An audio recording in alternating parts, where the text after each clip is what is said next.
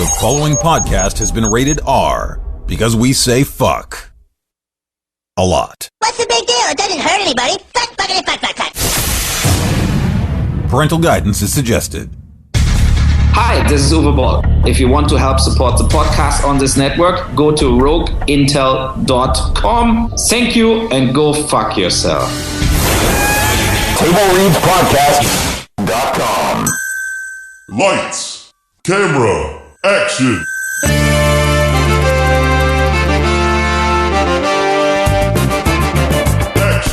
When a script is written that is so bad that no one will film it, two men will bring it to life just so they can mock it. This is Table Reads. So the movie's kaput, which means your script ain't worth the buffalo shit on a nickel. Table Reads. With Shawn McBee and Trevor Thompson. Hey, Shawn. Hello, Trevor. And hello, podcast listening audience. And welcome to another thrilling episode. It's just us on this one. We've never played that production before. Sadly, Kelly was unable to join us. Kelly died, unfortunately. She had costuming issues with an upcoming con. She died as she lived. So she wasn't able to join us this week. She died as she lived, in costume. Just drink your fucking 5-hour energy drink and stop interrupting me. Yeah, that's the thing. Fucking last night was not good. I got booed on stage for the first time in my life. The last time you went on stage. It's never happened before. I didn't get booed. Did I say I got booed off stage? Yes. Okay, that's incorrect. I got booed on stage. So as soon as you walked on, they were like, fuck this. No. They were about halfway through and when they didn't like it. The part that they didn't like, I kept going after that. Trevor, the only reason that you felt bad about that... I didn't feel bad. The only reason that you feel bad about that is because you can't hear our audience when they listen to this podcast. I can. Well, I can hear what they have to say. Otherwise, you'd be completely acclimated to it by this point. That's why I'm drinking 5-hour energy. It's because, after, You need drugs to get through this. I didn't sleep. I didn't sleep a wink because the whole time I was just like, oh my God. I can't... It sounds cliche, but you know how that, the thing in the industrial films when people like friends that warned you of things, they show up over there. You're going to put an eye out, kid. Their severed head, exactly, comes over your bed and goes, and I see my friend Scott Bird, my comedian from Sarasota, my friend from Sarasota, say, I told you not to do religious material in the South, so, it's like... I see Lou up there. Well, this sounds like a really great conversation for a different podcast. Yeah. I'll probably talk about it next week. God damn, Trevor. I'm sorry, but can you please never get a job as an engineer? Because you will derail that shit before you've even left the station. I derail more than an unpaid engineer, yes. All right, let's figure out what happened on the last few episodes. Or you could just play the thing without prompting that you're going to play the thing, which is itself a prompt. Mm-hmm. I don't agree with that. I don't need you to. Previously on Table Reads. Oh, we're in a lounge apparently now. I love this music. It is pretty cool. So, Roger Rabbit was raised on a little Kansas farm, and it wasn't until his 18th birthday that he found out that A, he was adopted, and B, he was a toon. Not a strong thinker, that kid. So he promptly leaves the farm to set out and find his birth mother. Or, I don't know. Are toons born? I don't understand. Yeah, I was just thinking, they don't go over that in the original movie. Yeah, he goes to find his real mother. However he is born or created, we don't know, but he's off to find some rabbit in a polka dot dress, whose face he has never seen because it is not in the photo that he has. He meets this boy named Richie, this guy named Richie, who gives him a ride out to L.A. because Richie wants to be an actor. And Roger's hijinks on Richie's very first job as an actor result in Richie's scene getting cut and Roger becoming a big star. And this happens on the day that the Japanese attack Pearl Harbor. So immediately afterwards, everyone is conscripted into the military, and Roger finds himself as part of the Toon Patrol, which is not the group of weasels from the original film, but it is, in fact, the fighting Toon military force that the U.S. has conscripted to fight the Nazis. Turns out, having a bunch of zany Toons in a military platoon, not a great idea, doesn't work out, and Richie, being a bit of a bitch, is put in charge of this unit. And when we last leave off, Richie and Roger have just been reunited as Richie was put in charge of this unit, and Roger is lamenting the loss of Jessica, who we last saw being taken away in a car by her radio boss, who seemed a bit nefarious at that moment, and she's now hosting some GI radio show. The other thing that we've learned on previous episodes of this show, reading this script, is that it is actually funny, and we're really sorry that this is the only script we've read where we're like, wow, this is good. It should have been made. It should have been made. Jesus, it's kind of upsetting, actually. I'll be sad. I'll be happy to see this done, just because it's like, I don't like knowing about this. Yeah. You know what I mean?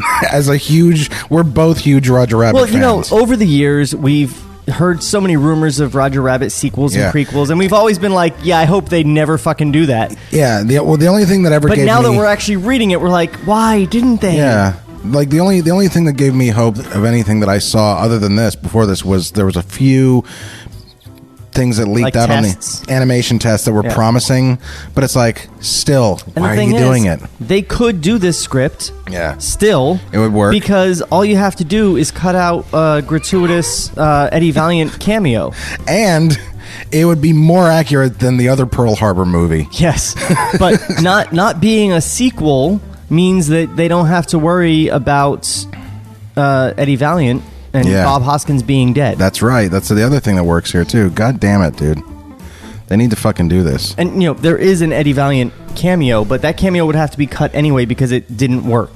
Oh, really? Yeah, that's right. Yeah. Because it's like he's in a barbershop or something. Mm-hmm. I think it was in our first episode of this script. Yeah, it was early on. It was in a barbershop, and Eddie's like, Toons. Yeah. You can get anybody But to do at this point, Eddie wouldn't have been like, Toons. He was loving them. Eddie loved Toons. Eddie and Teddy. Yeah.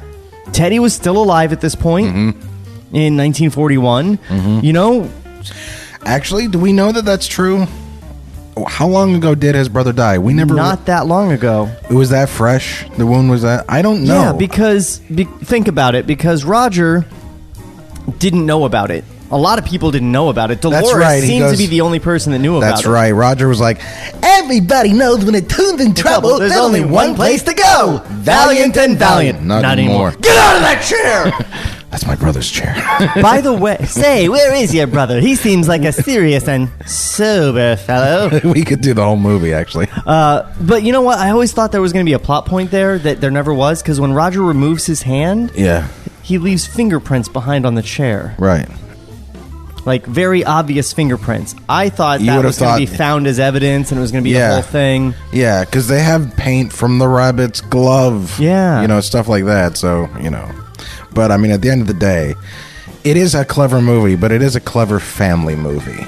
So you can't really get, too CSI with it, Well, why put the fingerprints there? They had to do that intentionally.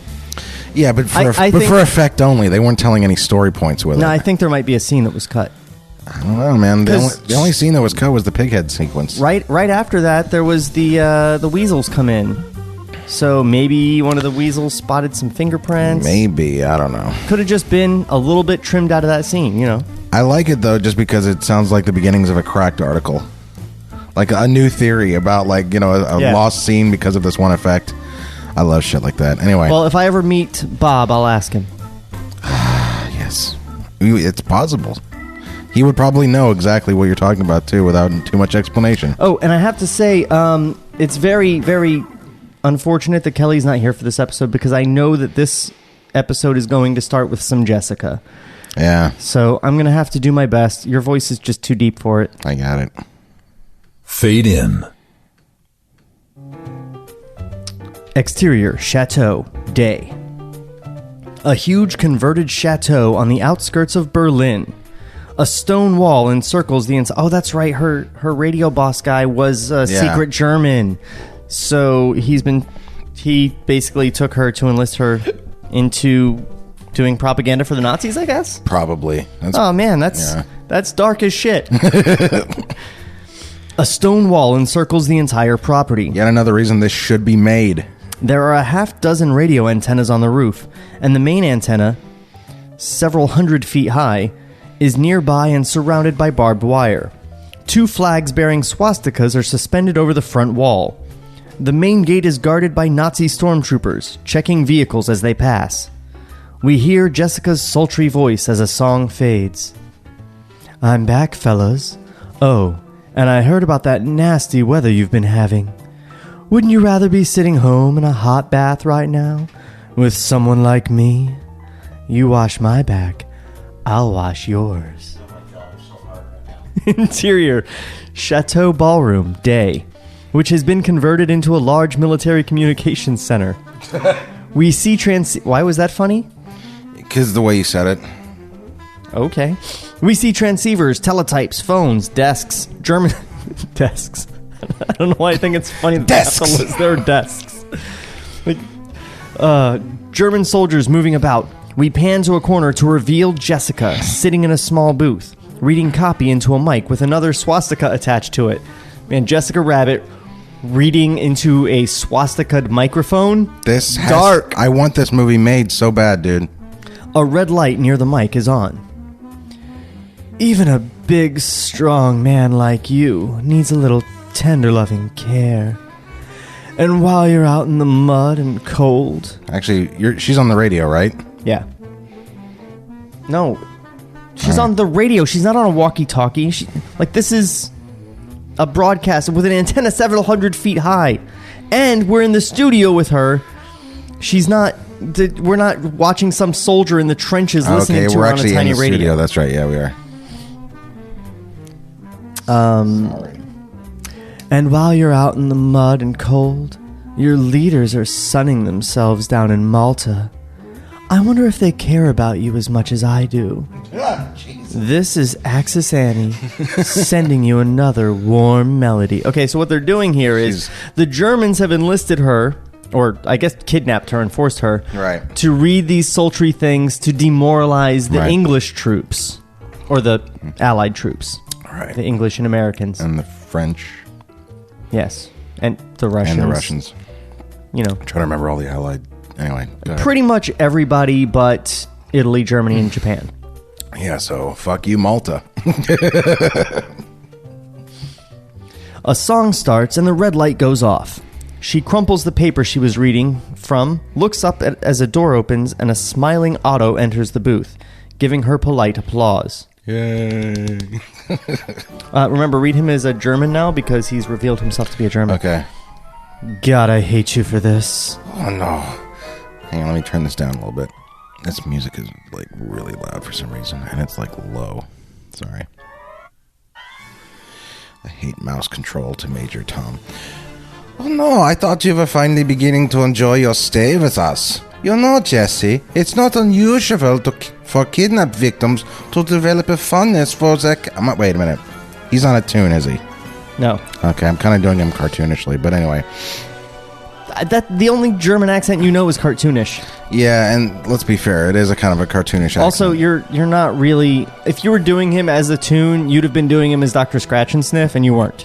You know, Jesse, I am a psychiatrist. You know, Jesse, it's not unusual for kidnapped victims to develop a fondness for their captors. Puts a hand on her shoulder. Sometimes even a bit of affection. Jessica slaps him. Otto, I hope you're proud of yourself. And those pictures you took. Jessica slaps him. Otto restrains himself as we hear an ominous growl from outside the door. Shawn lives the growl. Read your line. Where am I? Oh, where am I? It's all right, Bambi, Thumper. She was just being playful. We see the head of a huge jet black Toon Panther slide its head through the door. Can I ask a question? This is available for the audience to read, this script? Yes. So why is C in all caps We see the head of a huge jet black Toon Panther. Not we absorb, we hear, we... Why is see? I don't know. I'm sorry. We see the head of a huge jet black... You know, it's one of those... It's one of those things that's not, like, nailed down exactly how you use that. Right. Like, Toon Panther definitely should be all caps. They're introducing a character. You know? Which they shouldn't be doing in the third act, but whatever. And up above, we hear an ominous growl. That's saying, like... That makes sense. Here's a sound thing. It is a growl. It's a sense, I guess. Yeah. But we see that... I mean, we're seeing things the whole time. I know, it's a movie. That's what I'm saying. It's like, why is that... But it's one of those iffy things. It's vague. Yeah. We see the head of a huge jet black Toon Panther slide its head through the door. It enters, followed by its mate. Their red eyes glow as they growl at Jessica. Otto smiles again. I did love that movie. Interior corridor, day. As Otto, along with the Toon Panthers and a couple of Nazi soldiers, leads Jessica down a corridor. Oh, by the way, I forgot to set my timer, so if you could just let us know when it's time to go to break. I sure will, yeah. As Otto, along with the Toon Panther and a couple of Nazi soldiers, leads Jessica down a corridor. Forget it, Mr. Grunwald, or whatever your name is. I'm through with this. No, Jessica. Holds it, or Jesse, I'm sorry. Holds it up. We'd like you to spend some time going over the script for tomorrow's broadcast. I think it's especially demoralizing. I told you, I'm not reading your Nazi trash anymore. I don't care what you do to me. They stop at a door at the end of the corridor. Well, with you being of the Toon persuasion, that's very little I can do to you. Nods the soldier. Fortunately, that doesn't apply to your friend. The soldier opens the door to reveal Wendy sitting on a bed, looking out at them. By the way, just for your benefit, Sean, the voice I'm channeling is the Nazi Hitler story sketch from Key and Peele. What you don't want to hear, and it's a Hitler story. You sure you don't want to hear this? I don't remember that one. Oh, after we're done, I gotta show it to you. It's so funny. Well, I'm going back through the series. Oh, really? Yeah. Okay. I'm rewatching the whole thing. It's one of my favorite sketches. I recently turned Patrick Duffy onto it. Not TV's Patrick Duffy. Podcast's Patrick Duffy. No, he is TV's Patrick Duffy in my phone. That's I what know. It says. Moving on. The soldier opens the door to reveal Wendy sitting on a bed looking out at them. Jessica reacts. Otto smiles at her, and she takes the script. Remember, everybody, this is before brilliant man by the name of Judge Doom has invented a mixture of turpentine, benzene, and acetone called the dip. Yes, acetate was what they make cells out of now. Exterior chateau grounds, day. As a pair of hands move into frame... The music worked just for once. As a pair of hands move into frame and place a miniature model building on the grass.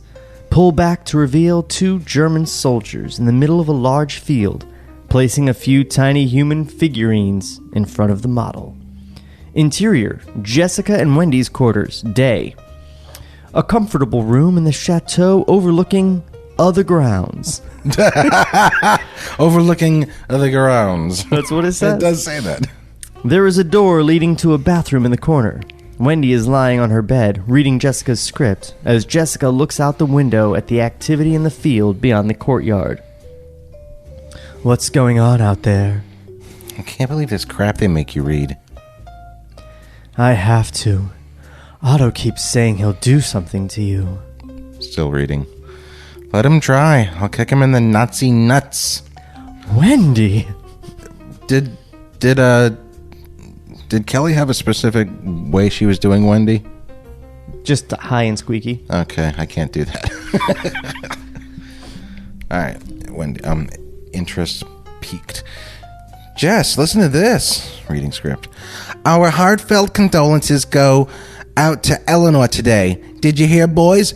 Her hubby and his two pals had a real blast at their little get-together, courtesy of Axis Annie. Music isn't the only thing we send over our airwaves. What's that supposed to mean? Oh my god. The Malta Conference. What? I read stuff about it on my show. Roosevelt, Churchill, Stalin, they're all going to be there together. He's going to try and kill them, Wendy. You know what's really funny about your Jessica? It doesn't sound much like Jessica, but it really does sound like, God, I just brain fart. What's her name? Kathleen Turner? It sounds like her now. Yeah. She sounds very manly nowadays. Have you heard her? She's like a white Nina Simone. Yes. That's a great way to say it. Yes, she's like a white Nina Simone. Okay. Shrugs.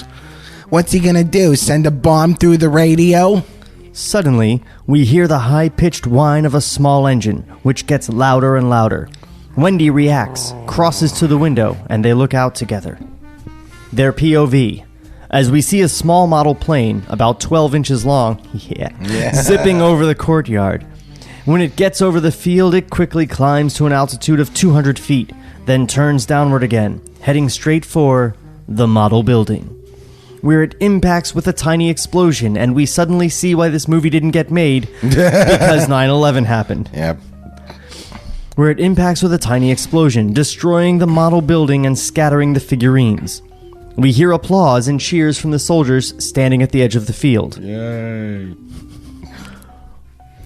On the day that the plane crashed into the model, I saw so many people cheering from across the way.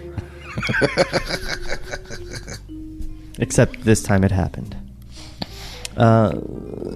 Another angle. Jessica and Wendy react. Then Otto walks around the corner carrying a small radio control box. He sees them, smiles. Hello, ladies. This music is totally inappropriate for what I'm about to say. Well, that's even worse. What is wrong with you? Oh, I'm off balance. What is this, a V8 commercial? Goodness gracious. We will have to use this music. It is fine. Hello, ladies. As you can see, Jesse, I still have my little hobby. Interior mess hall, day. A group of GIs are waiting in line with their trays. They pass in front of the cook, who ladles out corned beef hash onto their plates. Pan to the dining room, where the tables are filled with soldiers eating their lunch. We see Richie, sitting with two other guys, Menon and Marks. On the other... So is he sitting by Menon? Shut up. Menon and Marks. On the other side of the room, the Toons are in their separate line. Fucking racists. They pass in front of their cook, a Toon bulldog, but instead of holding their plates out, they hold them up like catcher's mitts, and the bulldog slings a helping at them, which splats on the plate. Okay, so we've had some really heavy Nazi stuff. I think maybe we should lighten up with a little Toon shenanigans at this point. Maybe we get a food fight going. Let's cut to the mess hall. Yeah. And we'll find out why it's called that. Angle, Richie, finishing his lunch as a wing comes into frame, taps his shoulder. He turns around. Pee-wee is standing there. Excuse me. No, wait. Oh, God. Pee-wee is... I was Pee-wee. Okay. Because you're also Richie. He's like Beaky Buzzard, basically. Oh, yeah. Or no, that was the turtle. The turtle talks like Beaky Buzzard. I'm looking for... So I was saying you were Pee-wee. I don't remember what Pee-wee's voice was. I probably did it as Pee-wee Herman. I thought you were writing this shit down. I'm a hack, dude. Well, if it was so hack, I was like, I'll do Pee-wee. I mean, just like if it says Larry, I'm going to do Larry from the Three Stooges. I don't think you were, but do whatever now. Yeah, Jessica doesn't sound the same. So fuck on. She sounds exactly the same. I don't know what you're discussing. Go read the line again.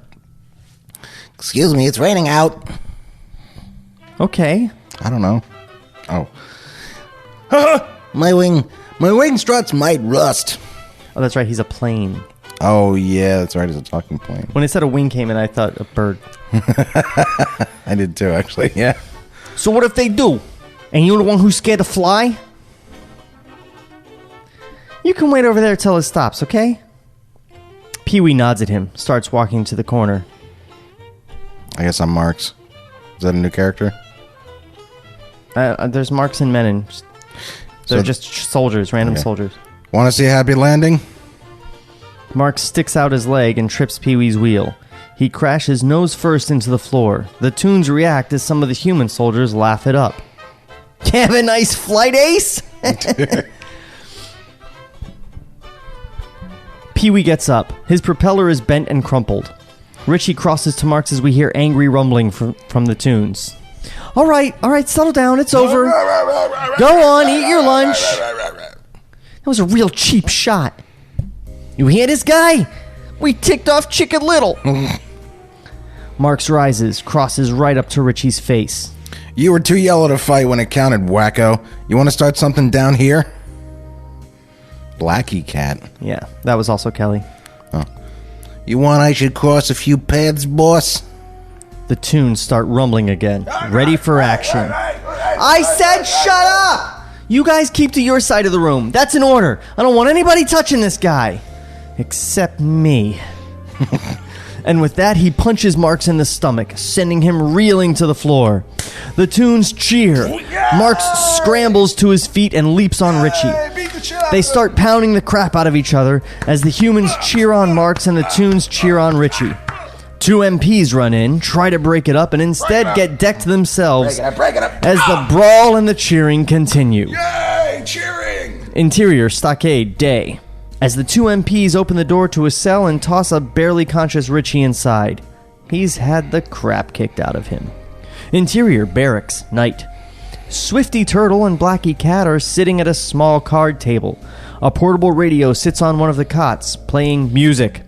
Swifty and big letters. Swifty finishes shuffling the cards ever so slowly. Okay. Blackie waits, drumming his paw on the table. Swifty begins dealing. One. I'm Swifty. Oh, you're Swifty. One for you, one for me. That was way too fast. Sorry. One for you, one for me. Swifty continues at such a torpid pace that Blackie, in the course of 5 seconds, gets up, knits a sweater, puts it on, goes out and returns with a copy of War and Peace, which he finishes reading before Swifty is on the third card. That's a great, cartoon gag, man. This is a great script. Angle, Roger, on his bunk writing a letter. As he writes, we hear his voice. And today wasn't such a good day either, dearest. Richie's been incinerated. I mean incarcerated. Plus, the food stinks, everybody hates us, and you're probably not even reading this. Why won't you answer me? Oh, Jessica, I miss you so much. There's only one place I long to be. Here in my arms. That's off screen, by the way. She didn't just walk in. Still writing. I was thinking more of your lap. Another sweet song from your best girl here at Radio Berlin. Another angle, as Roger's head pops up into frame with his ears springing to attention. As Jessica's voice continues, the ears form the shape of a heart. I'll bet you'd like to be home in somebody's arms tonight. You could do it on this now. Jessica, it's you! I found you! Maybe your generals will come to their senses and stop making you fight a war that you can't win. That's my girl, Jessica. Grabs Blackie's radio. Oh, what? That's my girl, my Jessica. Oh, sorry. That's my girl, my Jessica. Grabs Blackie's radio, talks to it. Wait, is he talking into He's just talking to the radio. I know you would have written if you could. You're just a victim of circumstance. Are you okay in there? Hey, what have they done to you? Now, how about another tune? There is no other tune, Jesse. There's only me. I'll wait for you. I'm coming. He races out the door as Swifty continues dealing to Blackie. 4 for you. 4 for me. Exterior barracks area, night, long shot. As the tiny figure of Roger runs out the door and races across the entire area up to different buildings yelling. I found her, Richie! I found her! Interior, Richie's cell, night. Close on Richie, his face still showing signs of the fight, asleep on a dingy bunk in his cell. After a beat, we hear... Richie! Richie! Richie, wake up! Richie gets up, rubs his eyes, like you do. Looks up at his cell window, about 6 feet off the ground. We see Roger's face appear and then disappear as he bounces up and down outside the jail. Roger? It's Jessica! Comes back up. We've got to get... Oh, he's... Okay, let me do it again. Yeah, he's jumping up. Hang on. I have a mic trick for that. Hold on. It's Jessica! We've got to help her. She's in trouble. What are you talking about? I'll tell you in the next bounce. Richie grabs Roger by the ears and yanks him into the cell. Whoa. Oh my heavens. I'm doing time. What the hell's going on? I just heard Jessica on the radio.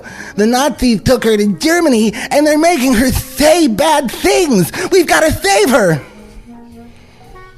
Look, I don't know if this is just a bad dream, but in case you haven't noticed, I'm in jail. I'm not going anywhere. Hang on. I think I can reach the key. He sticks his arms through the cell bars and extends it. Interior, stockade hallway, night. Roger's hand comes around the corner, slides along the wall, and continues down the hallway. Interior, stockade office, night. An MP reads his copy of Stars and Stripes as Roger's hand extends into the room, feels around the wall a bit, finds the keychain hanging on the wall, grabs it, and pulls it out. Interior, Richie's cell, night. As Roger pulls the keychain back into the cell. Here you go. What are you trying to do? Get me shot? You gotta help me, Richie. We gotta save Jessica. Smacks the keys away. Hey, take a look at me. You think I'm some kind of hero? Ask around. I'm the loser. The guy with the yellow streak. Oh, that's not true. I know it isn't. Just get away from me, pain in the ass. No wonder your mother left you. Go on. Get back to the barracks. I'm gonna get to her, Richie. I'm going to go get her. I'm going to go get her. Don't correct my dialogue. I'm emotional. Climbs up to the window. I know we've had our ups and downs, but when push comes to shove, which was a lot, we always stood by each other. Remember? Richie just lies on the cot, turning away from Roger. It's getting cold out. You should use your blanket. Roger crawls out the cell window, leaving Richie alone.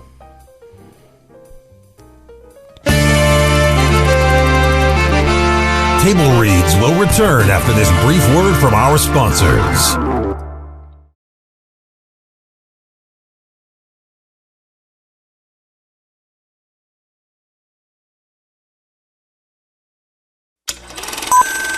Lights, camera, action.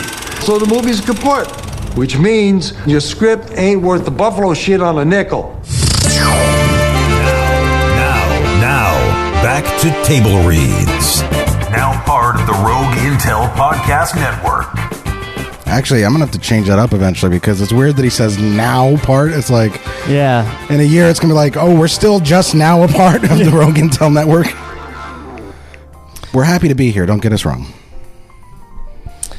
Yeah, well, I'll have him read a new one that says the best part of the Rogue Intel Podcast Network. And then all it takes is $5. That's great. Exterior supply base? Yes, exterior supply base gate, night. A guard sits in the gatehouse, sipping on his cup of coffee. After a beat, we see headlights as a vehicle pulls up on the right to exit the base. The guard slides open the door, sees a Jeep with 2 soldiers in front and 1 in back. Only these 3 wear ill-fitting rain gear and helmets, totally obscuring their bodies and faces. Oh, boy. The one in the back is barely 2 feet tall. Hey, what's the deal? Where are you guys headed? Secret mission. Huh? You know, top secret, classified. None of your B.I. beeswax. Looks at Swifty in the back seat, and here's why. So what's his problem? Want to be Blackie Cat for me? Shell shock.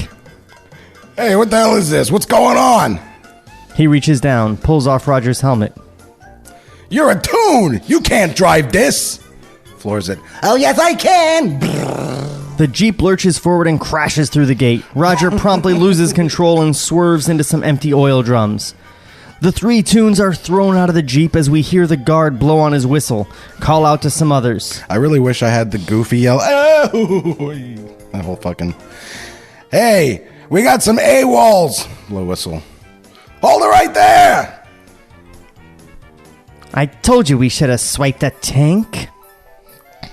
Roger and Blackie grab Swifty and they start running down the road as we hear more whistles and the voices of more guards and MPs shouting at them to stop. A pair of headlights are coming up behind them, fast. This music's perfect. Yeah, but maybe you could focus on your line.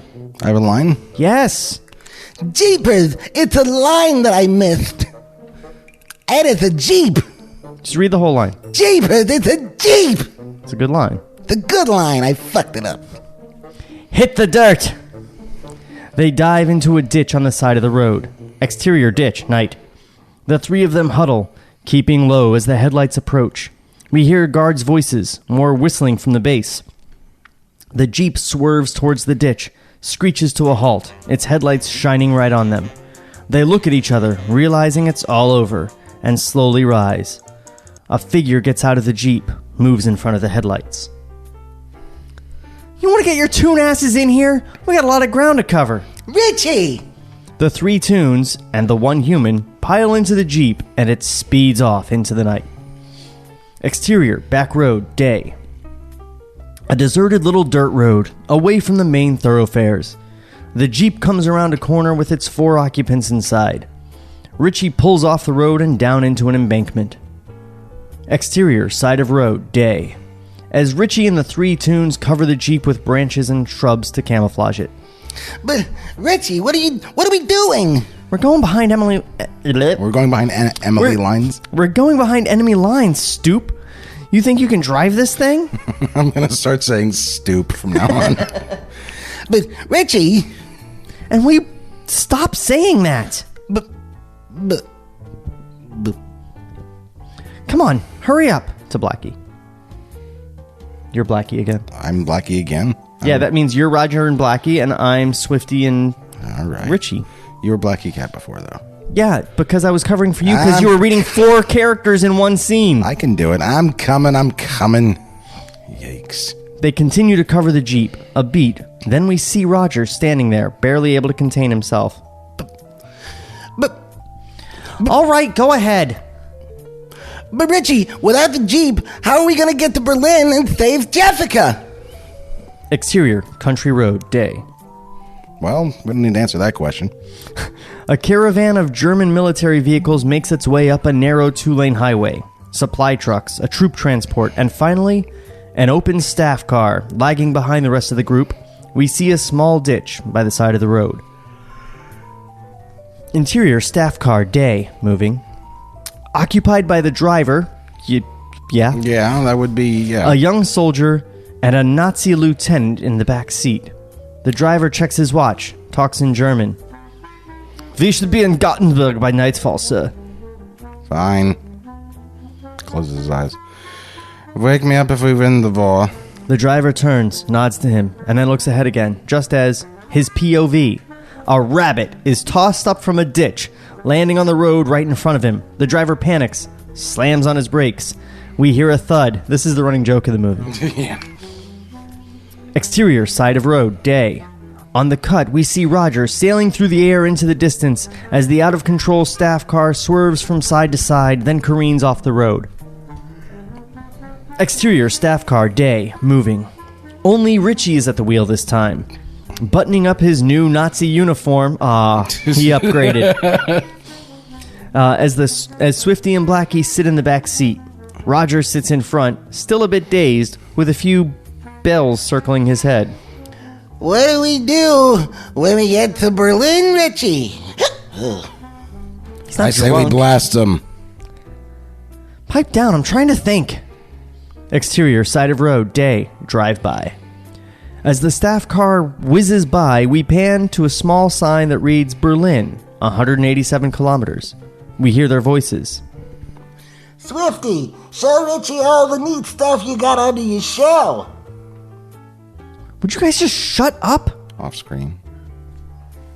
It doesn't matter. It helps. You know, it's not like far away sound in this instance. In this instance, we're seeing the car drive off and we're hearing their voices as if they're there. Yeah. You know, like in the end of a movie when the car is driving into the sunset and you still hear the people talking or whatever.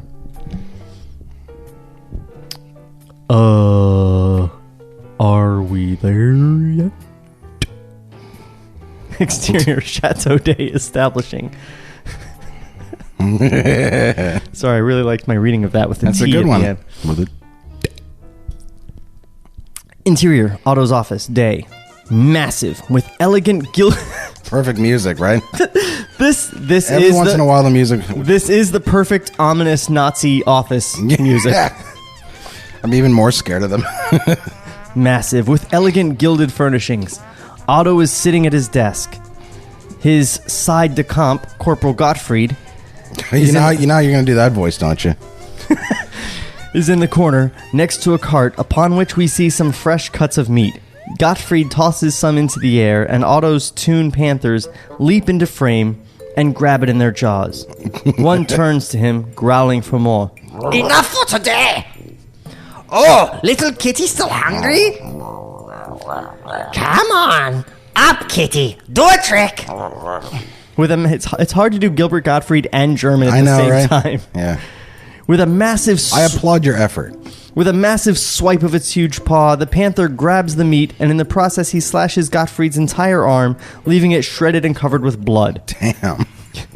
It's a little dark. Yeah. He screams with pain, running to the door. Otto does not even look up. I thought they were going to do the hold the line please carrot gag. Yeah. Another reason this fucking movie should have been made. What was that? Was that you? Sorry, it was my mic. Okay. Now, Thumper, play nice. The door opens and a soldier leads Wendy inside. She reacts as Gottfried runs out, screaming in pain. Ah, Miss Rowan, come in, come in. As they do. Would you care for a drink? You're Wendy. How am I Wendy? Because you've been Wendy in this script. I know I'm saying what voice was just like a... Oh, it's that okay. Sure, give me something to throw in your face. That's it? I got a slap from your friend. You know, she's becoming rather uncooperative. I do hope she hasn't forgotten the gravity of your situation. A young technician in a white jacket enters. We're ready to test the frequency, Herr Grunwald. Thank you, Barbara. It doesn't say I Barbara. know. But just that voice. Otto crosses to the corner. Wendy watches as he pulls some keys from a chain on his belt. He opens a thick door on the wall to reveal a radio control panel, bigger and more sophisticated than the box he had earlier. Ooh. He starts tinkering with the controls as he talks. You know, I first studied radio guidance technology as a student at Caltech. They used to have such a nice foreign exchange program. As Otto talks, he opens a sliding door on the control panel, where we see a numeric keypad. He presses a few numbers. Beep, beep, boop. Imagine striking a target hundreds of miles away. Away? He's Swedish now. Simply by punching a few geographic coordinates into a transmitter. I guess I like the idea of being able to do something naughty and not get caught. He finishes, then inserts a second key into the panel. He's slowly... and turns it... What, Dieter? What? Dietrich, is that what you're saying? Remember Mike Myers' character from Saturday Night Live? No. Okay. Now is the time on Sprockets when we dance. He finishes, then inserts a second key into the panel and turns it. Two lights above the keypad change from red to green. He closes the doors, turns back to Wendy. Talk to your friend Wendy. Explain how important it is for her to continue. Well, hold on. The way you read that was like you were telling her to talk to her friend who is named Wendy. Oh. He is addressing Wendy. That's right, yeah. Talk to your friend Wendy. Explain how important it is for her to continue her work here. Piss off, Tubby. She's through spreading your pinhead propaganda. And by the way, I saw that stupid little plans of yours. Plane of yours. You can send it any way you want. It couldn't even blow my nose. That's true. It wouldn't do a great deal of damage, would it? Wendy nods smugly. We assume, of course, that this one will.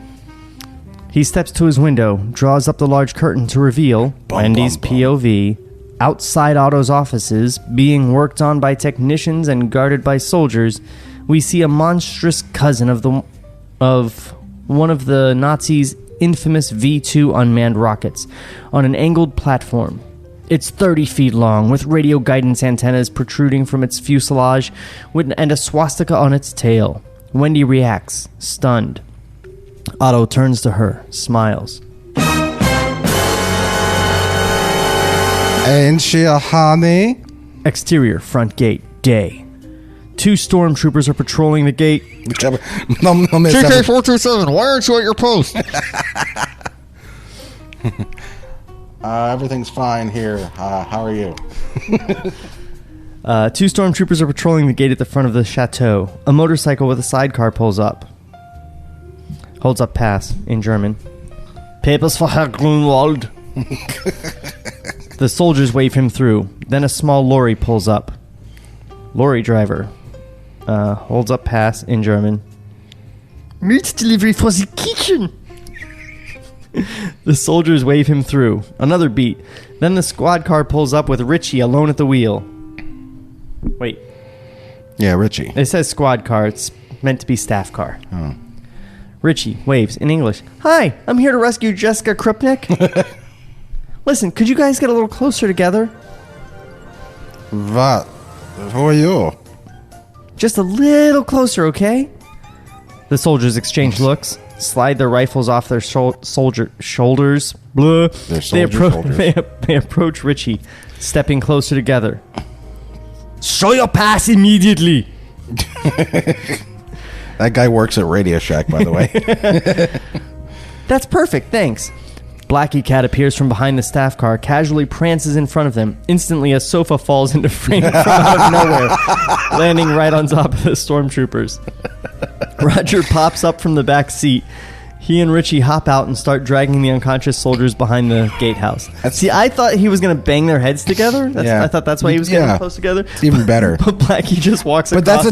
But that's a Tex Avery moment, because Tex would have fucking known that you were expecting that, so he does the exact opposite. This is brilliant. Yeah. So fucking brilliant. It's a great script. I'm kind of disappointed, actually. Exterior, chateau grounds, day. Richie and the 3 Toons are concealed behind some bushes, about 100 feet from the main house. We see 10 soldiers. No, we see 10 soldiers.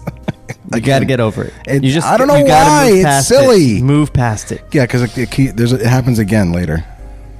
We see 10 soldiers and a number of Toon Panthers patrolling the front entrance. Remember, it's not there for emphasis. Well, then why put it in all capitals? I know why, but because it's there for breaking down purposes. I know. We'll never make it... We'll never make it past those jokers, that's for sure. But Richie slaps his hand over Roger's mouth to stifle him, then looks over at the far side of the chateau. We see the meat truck parked next to the kitchen entrance. Some soldiers are helping the driver carry in sides of beef, some venison, etc. Interior, kitchen, day. A large industrial facility. We see a couple of cooks chopping vegetables as the soldiers continue lugging in a few more sides of meat. Angle, the freezer. Another cook stands by the door to the walk-in freezer, checking items off on his pad as the men pass in front of him. Venison. Oh, sorry. You be the cook. Cooks are fat. Venison. Beef. Now Richie approaches, still wearing his Nazi uniform, and he's so proud of it, and carrying a seemingly dead rabbit, with his clothes off, dangling upside down from a pole. They pass the cook. Roger's playing a fucking cadaver. They pass the cook. And they would have animated it too, like with the dead eyes and everything. They pass the cook. Rabbit. Another angle. Another cook has a small side of beef on a counter already. He lifts a massive cleaver and whacks it, splitting it in 2. Angle, Roger, upside down, reacts to this with a little yelp as Richie carries him into the freezer. The cook looks around, shrugs. Interior, corridor, day. As Richie quickly turns a corner, sees a number of soldiers and civilians also in the hallway. He slows down and strolls casually. A moment, then a soldier comes around the opposite corner, escorting Wendy. Wendy and Richie see each other, react with shock, then quickly cover it up as they pass. Richie walks a few more steps, smoothly turns on his heels, and follows her. Interior, Jessica and Wendy's quarters, day. The soldier, Private Caning, unlocks the door and escorts Wendy inside. He is about to exit when she takes his arm, smiles, and taps his breast pocket. He He takes out a pack of cigarettes, offers her one. She holds his hands up to help her light it, gently steers his back to the door, slowly allowing Richie to sneak in and duck behind the couch. Thanks for the light, you dumb shithead. Oh, should I be him? I'll do it. This is Private Caning in German, enamored. My pleasure, kitten. Private Caning smiles, gives her a wink and exits, locking the door. Wendy quickly moves to the couch as Richie gets up. What the hell are you doing here? Jeez, I knew you had some personal problems, but I didn't think you'd join the SS. You know, I knew that she was going to think he was really a Nazi. This is really set up well. Where's Jessica? We gotta get you guys out of this place. We can't. They're gonna bomb the Malta conference. What? Roosevelt, Churchill, Stalin, the guy who runs this place is about to blow them all up. Oh, great. That's all I need. He throws his arms up like, oh, great. Paces, takes nervous drags on the cigarette. We gotta stop him, Richie. He's got this big rocket, and he controls it with radio waves, and he's gonna launch it tomorrow. And, God, I don't even smoke. She coughs and stubs out the cigarette. Oh. She's not a toon. But that's how She's a dainty lady. How do dainty women cough up blood? Yeah, well... Does this say up blood? That's not how my mom died of cancer. I'm just saying that. It was a lot more brutal. This was her first cigarette. You know what? I remember my first cigarette. It was brutal. I remember it. Also, the direction doesn't anywhere say she dies of cancer at this point. That's true. That's in the sequel. Yeah. It's getting darker as we go. I mean, fuck. Well, no. Yeah, don't you remember the little one scene with this character Wendy dying of cancer in the original Roger Rabbit? I do remember that. Because this is the prequel, and that exactly. was that one scene. You know, set that up very well. Actually, I think. Yeah. We're like, why is this girl dying of cancer? And now we know. Now we finally know. Smoking kills, audience. Another reason this movie should be made. It answers questions. Okay, look. Let's just all get out of here. We'll find a phone, call the cops, and they'll tell Roosevelt. Oh, I love this script. Wendy glares at him. That's just like you, isn't it? Run like hell whenever you have to fix a problem. Hey, I just drove 500 miles with a car full of paint samples to rescue you. Not get dumped on. You didn't even know I was here. I knew you were going to say that. The keys. We gotta get the keys. Off his look. There's this big control panel in his office. If we can yank out the wires or smash it or something, they won't be able to launch the rocket in time. Okay, fine. Where are the keys? Chained to his belt. Oh, a chain. Terrific. So how do we get them by asking nice? I don't know. We just gotta figure out some way of getting his pants off. At this, we hear singing from the bathroom.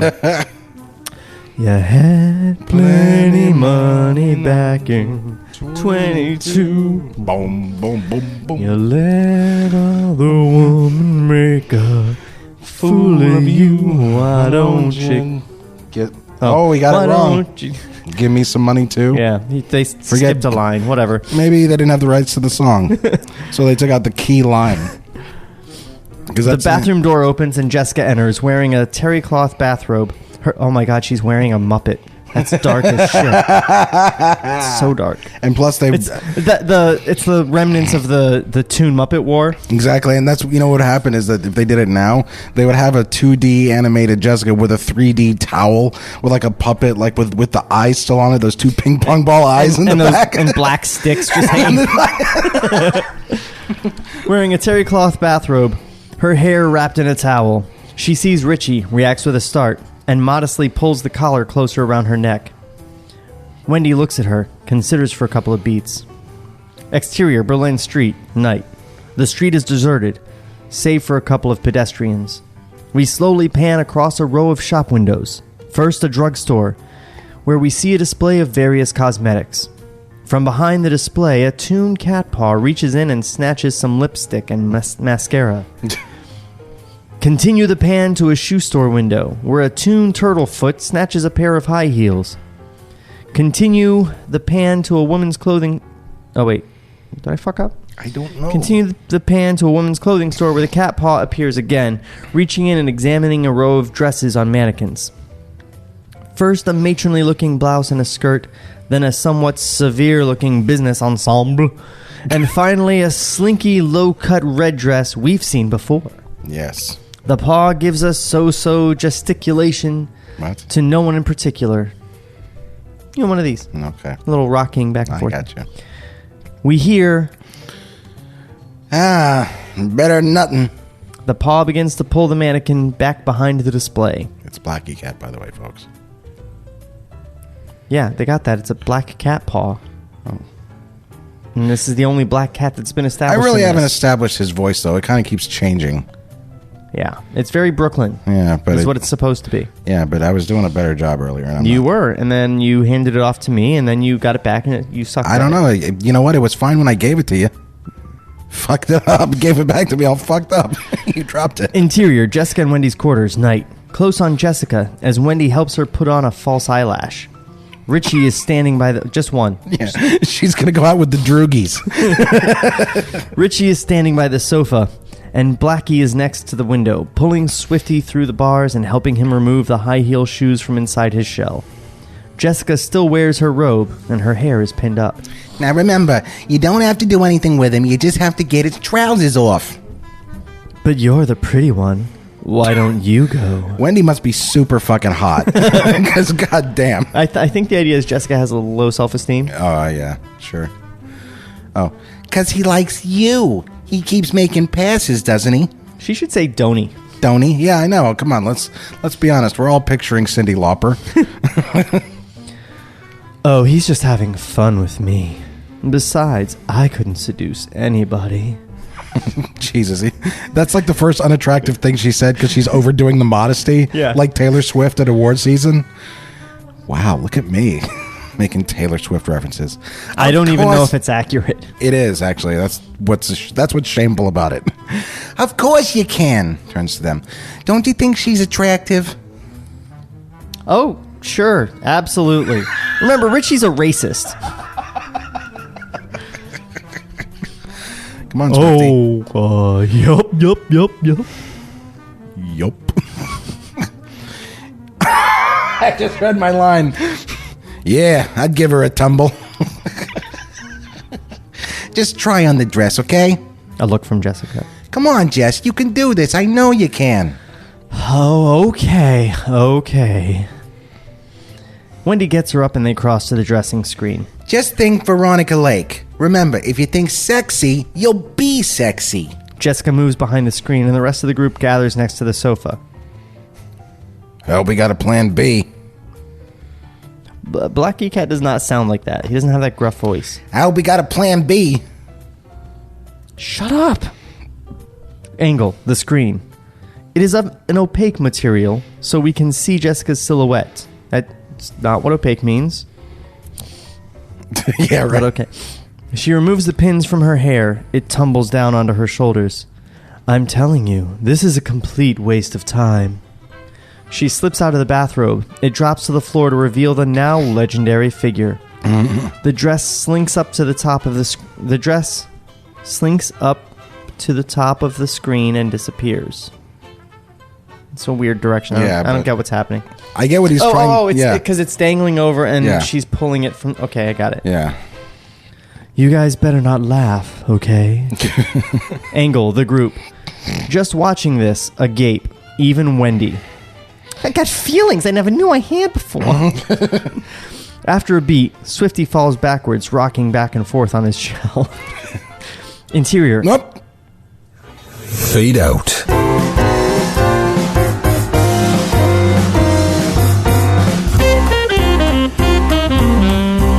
What's the matter? You want to keep going? It's a perfect place to stop. We're at an hour. That's fine. You sure? Yeah. So, the only flaw I'm really seeing in this movie thus far is how did they know where in Berlin to find Jessica? I mean, it's cartoon logic. They could probably, look something up in their pocket, really quick and be like, or order something from Acme, super. You know what I mean? They don't really have to explain stuff like that.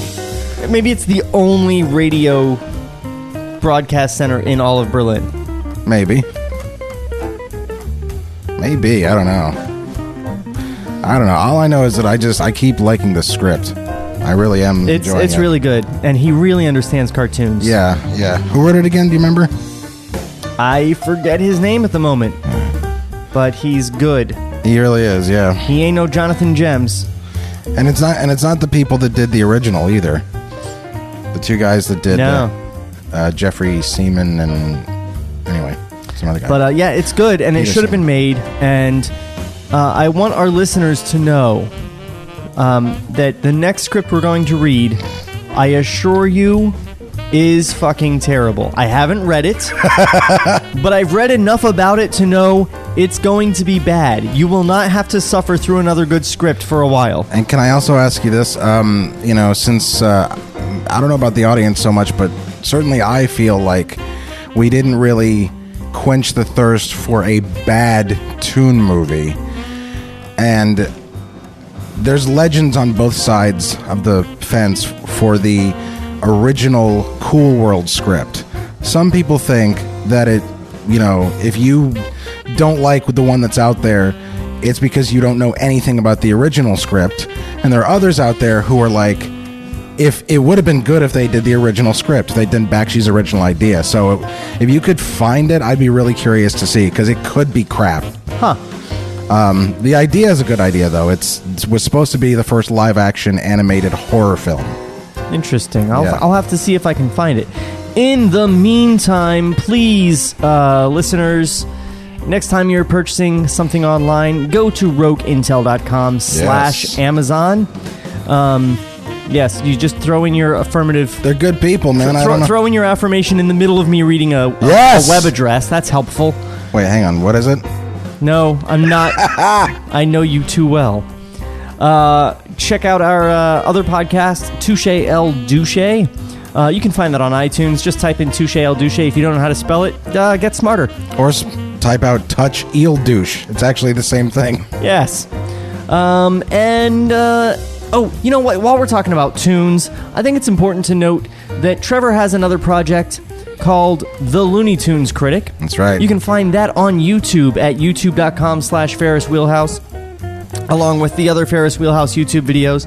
And I'm not one thing the Looney Tunes Critic does is every Saturday posts commentary from one of the old Warner Brothers Looney Tunes Merry Melodies cartoons. Yeah, the old stable. Some of them I am in. Yep. So if you like the both of us together, cartoons, you can get it in much shorter increments. Yeah, right now the ones that me and you did that are up now already, that the people if they want to see us or hear us really, Porky and Wacky Land and One Froggy Evening are now available. He also does reviews of other Looney Tunes related stuff. So if you like tunes and you like Trevor and sometimes me, go check that out. That's a weird selling point.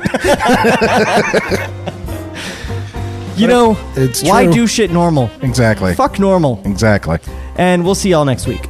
The voice of Table Reads is Art Carlson. Hey, that's kind of meta. This podcast was created by Shawn McBee and produced by Ferris Wheelhouse. FerrisWheelhouse.net. Fuck. Cut to black.